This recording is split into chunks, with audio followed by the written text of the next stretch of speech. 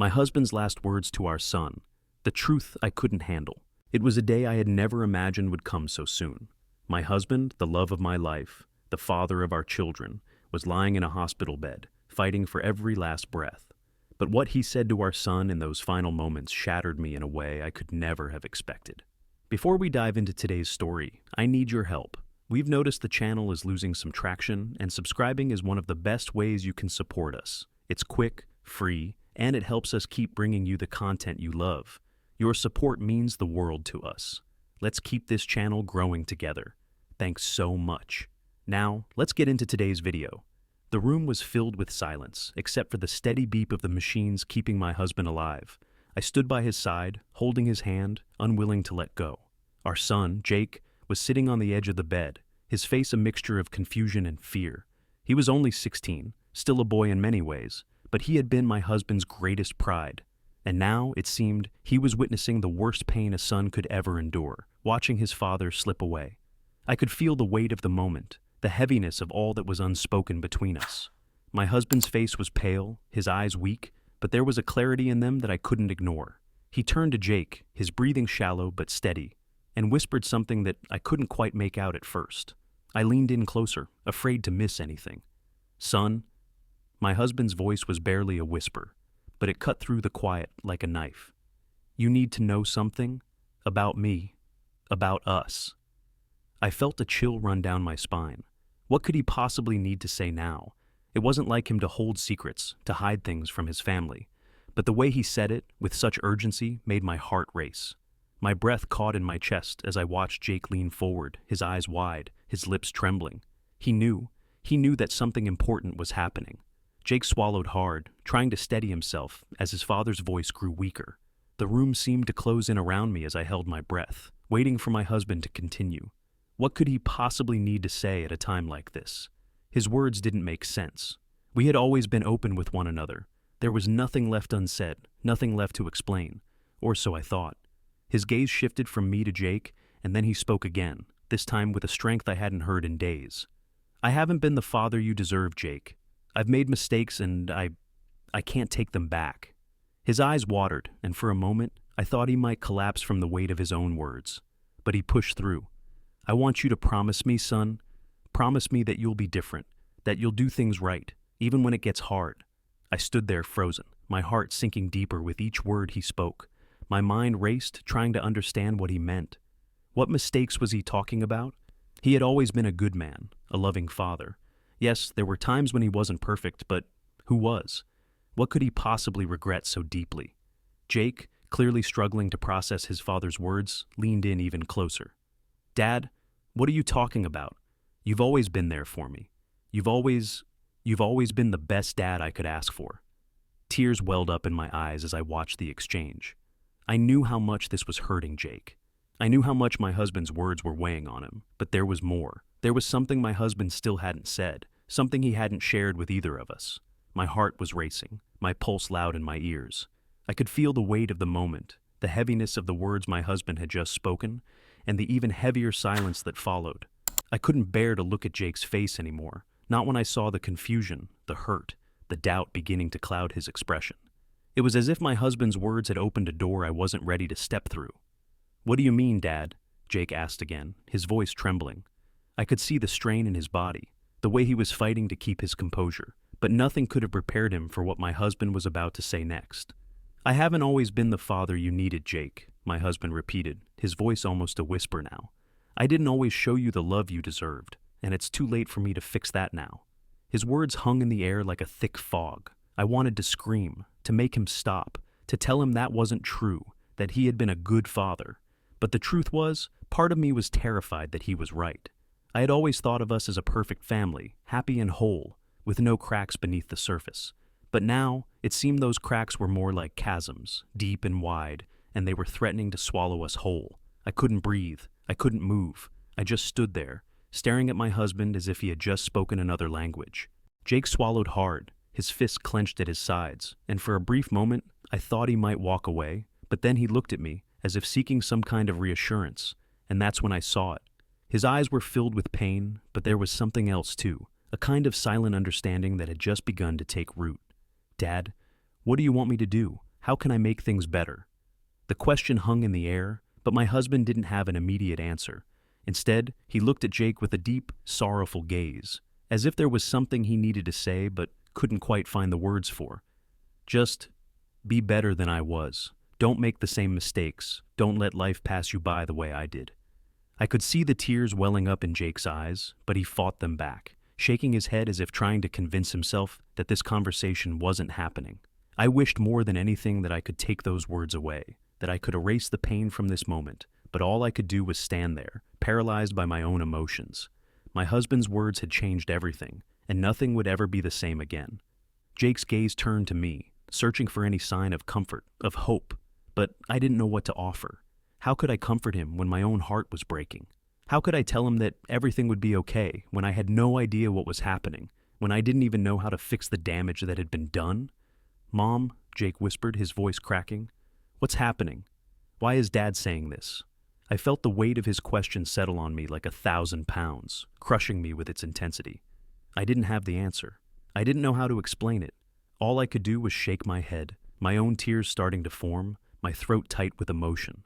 My husband, weakened by the illness, seemed to be fading before our eyes, and the words that had once been a source of strength now felt like the final blow. My heart ached as I watched Jake struggle to understand, his face a mix of confusion, anger, and heartache.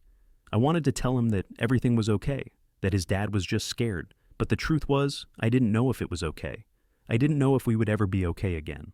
The words my husband had shared felt like a revelation, but a painful one, and as they echoed in the quiet room, I realized that they had opened up a new chapter in our family's story, one that I wasn't sure we were ready to face. There was silence for a long moment, the kind that only deepens the hurt, but then Jake, with a strength I didn't expect, reached out to touch his dad's hand.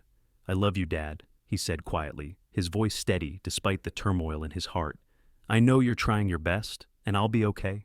My husband's eyes filled with tears, and I saw the sorrow in his face, the regret, the pain of knowing he couldn't undo the past. "I'm sorry, Jake," he whispered. "I'm so sorry." I stood there, frozen, unable to form the words that might make this moment feel less painful. The reality of the situation was sinking in, and I wasn't sure I was ready to face it.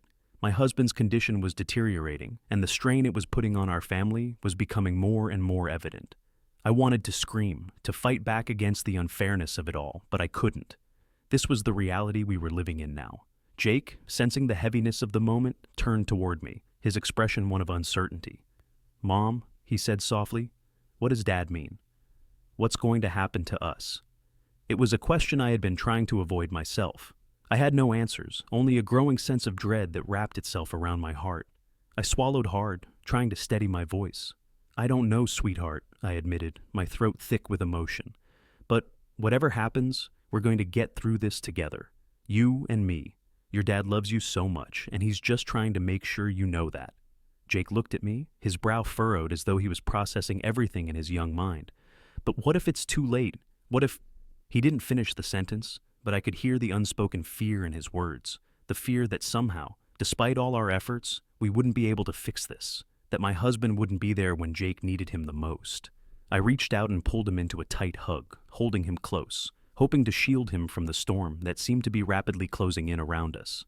"It's never too late to love someone, Jake," I whispered into his hair. "We just need to focus on today, on being here for each other." My words felt hollow, but I needed to believe them, for his sake.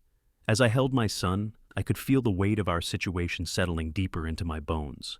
Nothing would ever be the same again. But somehow, in this moment, I promised myself that I would keep fighting for us, for my son, for my husband, for the life we had built. And though I didn't know what the future would hold, I knew one thing for sure. I wouldn't let go. I couldn't. The days blurred together in a haze of hospital visits and sleepless nights. My husband's condition continued to worsen, and with each passing moment, I could feel the world I had known slipping further out of my reach. Jake tried to be brave, but I could see the cracks forming in his facade. He was still just a boy, and the burden of watching his father fade away was too much for him to carry alone. I did my best to reassure him, but I knew deep down that there were no easy answers, no magic words that would make this better. Then one evening, as I sat by my husband's bedside, the silence between us was finally broken. He stirred, his hand weakly reaching for mine. "I'm sorry," he whispered, his voice barely audible. I leaned in, heart pounding, struggling to make sense of what he was saying. I never wanted it to end like this. I never wanted you to have to bear this weight alone. His words hit me like a tidal wave, knocking the breath out of me. I had always known that my husband was a man of few words, but this was different. It was as if he was trying to tell me everything he had kept hidden for so long. I squeezed his hand tightly, trying to hold back the tears that threatened to spill. "Don't talk like that," I choked out, forcing a smile through the lump in my throat. "We're not alone, not as long as we have each other." But even as I said the words, I wasn't sure if they were meant for him or for me. It was so hard to keep pretending that everything would be okay when the truth was so painfully clear. The life we had dreamed of was slipping away, piece by piece. Jake entered the room at that moment, his eyes filled with the same uncertainty I had seen in them before. He stood at the doorway for a moment, unsure of whether to come in, but when he saw us, he hesitantly stepped forward. Is he okay?" His voice trembled slightly, and I could feel my heart breaking all over again. I nodded, swallowing hard. "He's just resting, honey. Everything's going to be all right." But even as I spoke, I knew that the reality of what was coming was something I wasn't ready to face. How could I prepare Jake for a world without his father? How could I even begin to imagine what life would be like without the man I had loved for so many years? The weight of it all pressed down on me, and I felt my resolve start to crack. But as I looked at my son, standing there with his eyes full of hope and confusion, I knew that I couldn't give up. I had to be strong, for him, for my husband, for us. Whatever happened next, I would face it head on. No matter how hard it got, I wouldn't let go. Not yet. Not ever.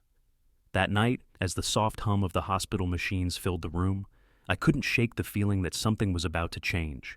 I had never felt so powerless, as if the universe itself was conspiring to take away everything I had ever known. It was so hard to watch him like this. The man I had married, the father of my child, reduced to a shadow of the person he once was. The once strong and confident man, who could fix anything, was now fighting a battle he couldn't win. And all I could do was sit by his side, holding his hand, praying for a miracle that I knew wasn't coming. I glanced over at Jake, who had fallen asleep in the chair next to the bed. His face was peaceful, but I could see the tension in his shoulders. He had been holding it all in, trying to be brave for us both. I could see it in the way he carried himself, the way he held his breath when he walked into the room. He was terrified, and I couldn't blame him. I was terrified too. How do you prepare a child for the unthinkable? How do you tell them that their father, their hero, isn't going to be there for them anymore? The answer is, you don't. You just hold on tight and pray that somehow, some way, you both survive the storm. As the hours passed, I found myself drifting into a light sleep, my head resting on the edge of the bed. I dreamt of better days, of the family we had been before all of this. I saw my husband smiling, laughing, holding our son in his arms. We were a perfect family, the three of us against the world. But then, in an instant, the dream shifted. My husband's face turned to stone, and in the distance I could see a shadow. Something looming, something I couldn't quite make out. The shadow stretched long and ominous, and I felt a chill run through me as I woke up with a start. My eyes darted to the bedside, where my husband lay, still and quiet. He hadn't moved. It was like time had frozen, and I was suspended in this moment of unbearable silence. I gently reached for his hand again, my fingers trembling as I held on to him. His grip was weak, but it was still there. And in that moment, I realized that no matter how much time we had left, I couldn't waste a single second of it. I had to cherish these moments, even the painful ones. I had to be present for him and for Jake. I turned to Jake, who had stirred in his sleep and was now watching me with wide eyes. "Mom, is Dad going to be okay?" His voice was shaky, barely a whisper, but it hit me like a punch to the gut. I wanted to lie, to tell him that everything would be fine, that his dad would pull through, but I couldn't bring myself to say those words. Instead, I just nodded, giving him the best smile I could muster. "I don't know, sweetheart, but we're here, together, and we'll face whatever comes next together." My voice broke at the end, and I felt a tear slip down my cheek, but Jake didn't seem to notice. He simply reached out, took my hand in his, and held it tight. In that moment, I knew we would make it through this. We had to. Because no matter what happened to my husband, I still had Jake, and he still had me. We were each other's anchors in this storm, and as long as we had each other, we could survive anything. As the night stretched on, I found myself unable to close my eyes.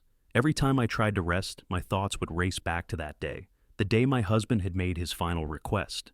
It was something so small, so seemingly insignificant in the grand scheme of things, but to me, it felt like the weight of the world.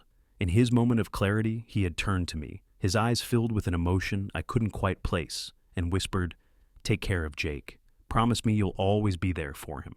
It was a promise I made without hesitation, without question. But the truth is, as much as I wanted to honor that request, I didn't know if I could do it. I didn't know if I could be the mother and father that Jake needed. The thought of raising him without his father, without the man who had been his rock, was almost too much to bear. I could feel the weight of his words pressing on me as the hours passed, each minute feeling like an eternity. How could I possibly fill the void that my husband was leaving behind? How could I navigate this new reality where every decision, every moment, would be made without his guidance? I had always depended on him in so many ways, and now I was forced to step up in ways I never thought I'd have to.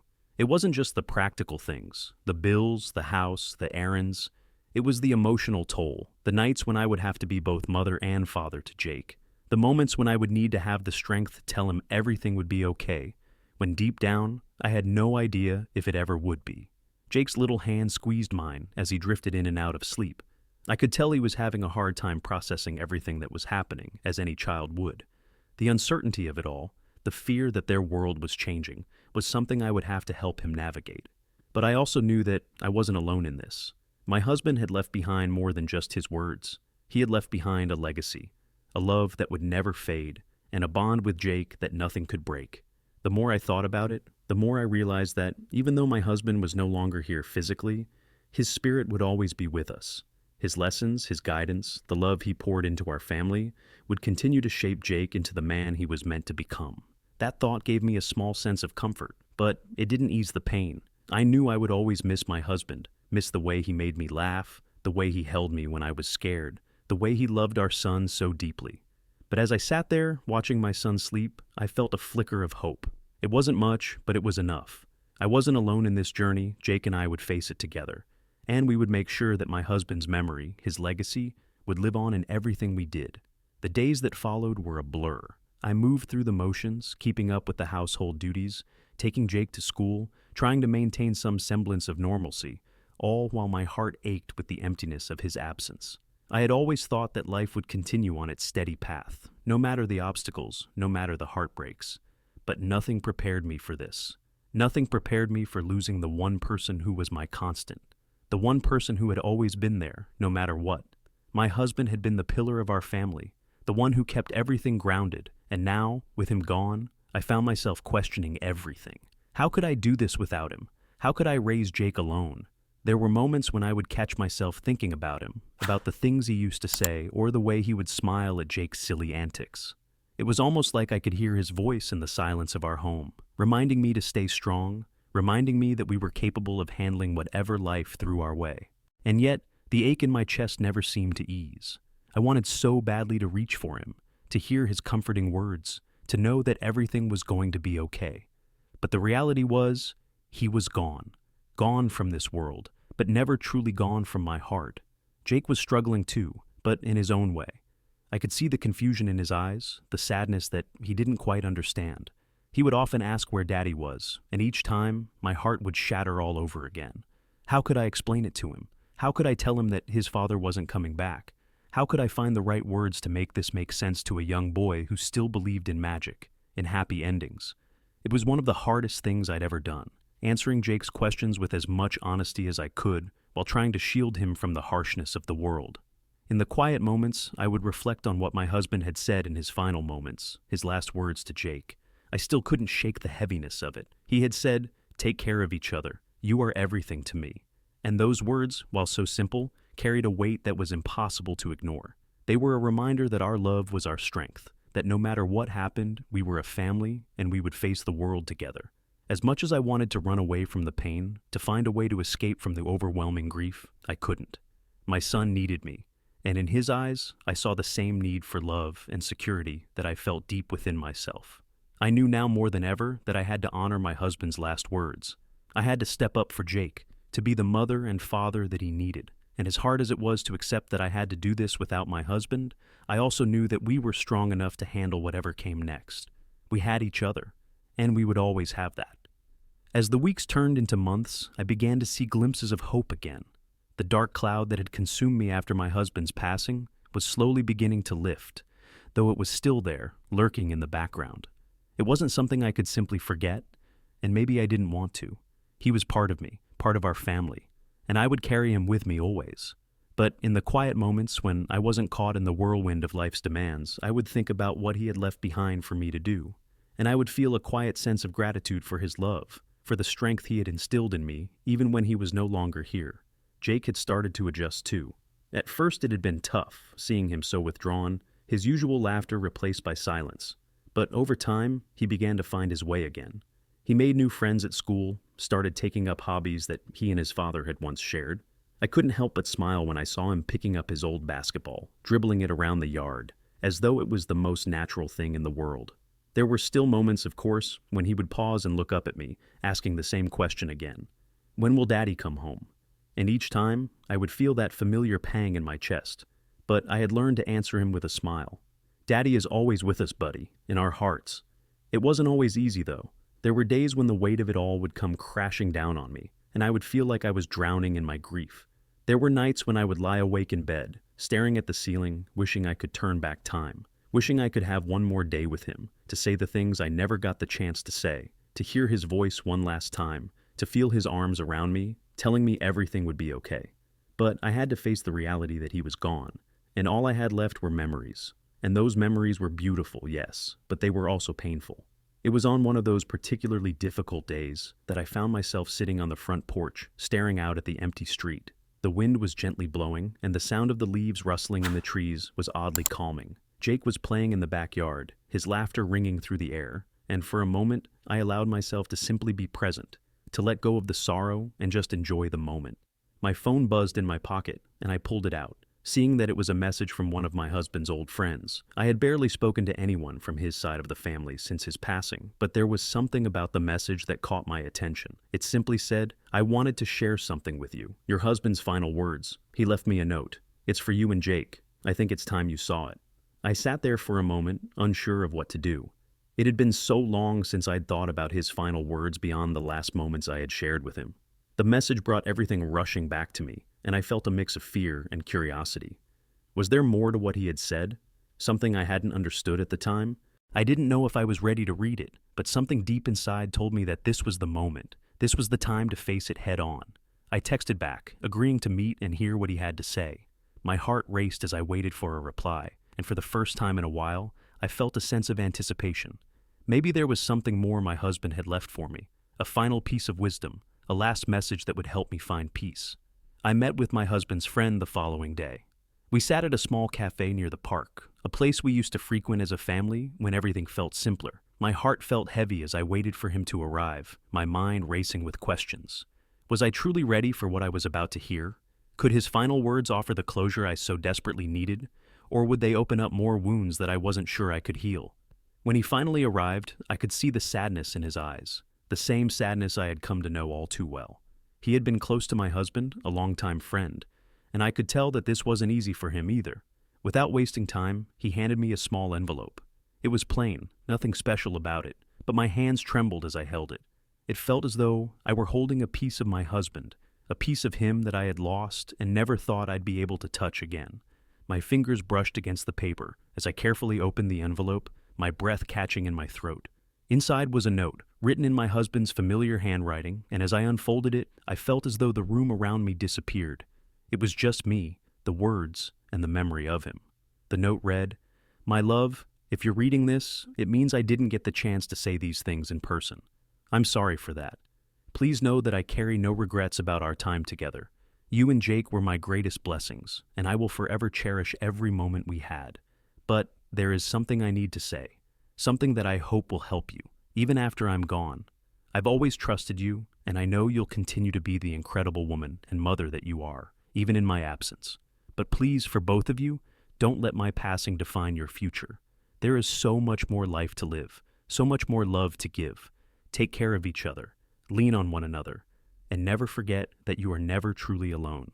I will be with you in spirit, in every step you take, in every laugh, every tear. Remember that, and know that you have everything you need to keep moving forward. I love you always, now and forever. Tears welled up in my eyes as I finished reading. I could barely see the words through the blur of my tears, but I didn't care. This note, his final words, had given me something I hadn't realized I was missing: hope. His message wasn't just a farewell, it was a reminder that we could still live, still love, and still move forward despite the pain. He was gone, yes, but he wasn't truly gone. He would always be with us, in the ways he had shaped us, in the ways he had loved us, and that was something I could hold on to. I looked up at his friend, who was watching me with understanding in his eyes. We sat in silence for a while, both of us trying to process the weight of the moment. Finally, I spoke, my voice trembling but steady. "Thank you," I whispered, my heart full. This means more than I can put into words." He nodded, his eyes moist with tears as well. "He would have wanted you to have this. He wanted you both to know that he was at peace and that he believed in you. He knew you could do this. He knew you'd be okay." I didn't know if I believed it yet, but hearing it from someone else, hearing it from someone who had known him the way I had, made it feel a little more real. Maybe I wasn't ready to let go completely, but I was ready to start moving forward for Jake, for myself, for my husband. As I walked out of the cafe, the note clutched in my hand, I felt a sense of calm I hadn't known in months. I had a long road ahead of me, and there would still be tough days, but I could carry his words with me, his love, his faith in me. And that was enough to start anew. The next few weeks passed by in a blur. The heaviness of my grief was always there, lingering in the back of my mind. But I began to notice small, subtle shifts. I found myself able to smile at the memories of my husband, no longer feeling a sharp sting when I thought of him. I was starting to remember the good moments, the moments that had made our life together so special. Jake, too, seemed to be finding his footing again. We spent more time together, talking, laughing, even getting through some of the difficult days. It wasn't perfect, but it was progress, and that's all I could ask for. One evening, Jake and I sat down for dinner together, something we hadn't done in a while. I had prepared his favorite meal, pasta with marinara sauce and garlic bread, just like I used to when my husband was still with us. We ate in silence for a while, the only sounds being the clink of silverware against plates and the soft hum of the television in the background. But then Jake looked up at me, his face serious. "Mom," he said quietly, "I miss Dad." His voice cracked slightly, and I felt my heart break all over again. "I miss him so much." I set my fork down and reached across the table to take his hand. He was still my little boy, even though he was growing up so fast. And I hated seeing the pain in his eyes, the emptiness that had taken root in his heart. But I also knew that, just like me, he was trying to heal, trying to move forward, and we would do it together. "I miss him too, Jake," I said, my voice thick with emotion. "Every single day. But you know what? He would want us to keep living, to keep loving. He'd want us to be happy, even when it's hard." Jake nodded, tears filling his eyes. "I know, Mom, but sometimes it feels like he's really gone, you know? Like he's never coming back."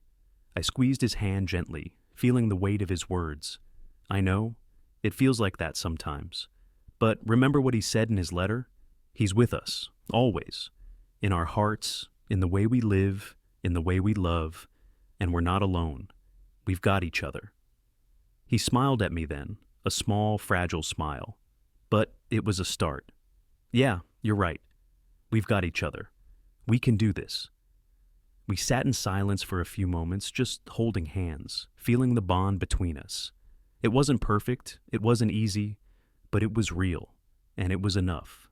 The next day I decided to take a step forward in my own healing. I went through some of my husband's things, slowly but carefully, keeping what felt right and letting go of what didn't. I found his old journal in the back of the closet, a place I had never thought to look before. It was filled with his thoughts, his dreams, his hopes for our family, and as I read through the pages, I felt his presence there with me, his voice in every word. He had always been the optimist, the one who believed in the future, in the possibilities. And even in his absence, he was still encouraging me to do the same. I closed the journal with a deep breath, feeling the weight of it, but also a sense of peace. He had left me with so much, his love, his strength, and his unwavering belief in me. And I realized then that it was time to start living for myself again, to honor his memory by making the most of the life we still had. Jake and I still had a long road ahead of us, and I knew that there would be moments when the grief would feel unbearable. But we were stronger now, together. And with each passing day, we were learning how to carry our love for my husband in our hearts, finding new ways to move forward without forgetting the past. As I stood up from the table, I could see a glimmer of hope in Jake's eyes. It wasn't the same as before, but it was a start. We were healing, slowly but surely. In the weeks that followed, Jake and I continued to navigate our new life without my husband. There were moments when the grief felt suffocating, moments when I caught myself reaching for the phone to text him, only to remember that he wasn't there. But there were also moments of pure joy, when Jake made me laugh until my stomach hurt, or when we shared a quiet evening watching an old movie we used to watch as a family. Slowly, I was learning to accept that life would never be the same, but it didn't have to be any less meaningful. One day, as we sat together on the couch, I realized just how far we had come.